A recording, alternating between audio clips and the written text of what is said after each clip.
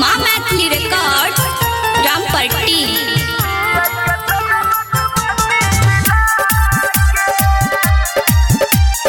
Music by singing by Pankaj Pandya. तो देव रंग के तोरा हिला के छिए के छौरा मधुबनी जिला के तो देव रंग के तोरा हिला के छिए के छौरा मधुबनी जिला के देख ले तो भाई के भगवे चिला के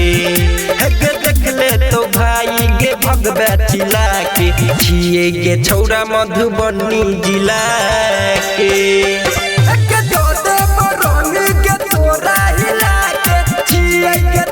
मधुबनी जिला के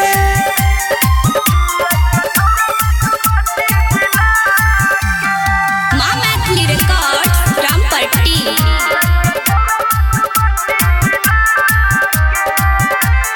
लफरा हे तो बड़का बिना रंग ले नहीं छोड़बो गे तरका गे छौरी हे लफरा हे तो बड़का बिना रंग ले नहीं छोड़बो गे तरका बुरा नहीं मानेंगे होली के दिन लले बुमा जागे पुआ खिया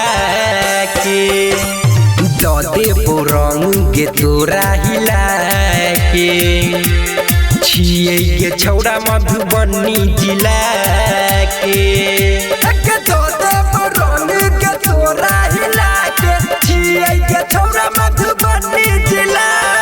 के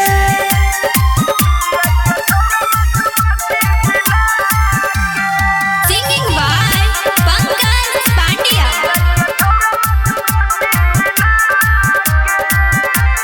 चढ़ल तोर जवानी के भी गोविंद छोड़ा दे तो पानी गे छौरी चढ़ल तोर जवानी के भी गोविंद छोड़ा दे तो पानी डाली दे तो पंकज पांड्या गिरा के छिए के छौरा मधुबनी जिला के तो देव रंग के तोरा हिला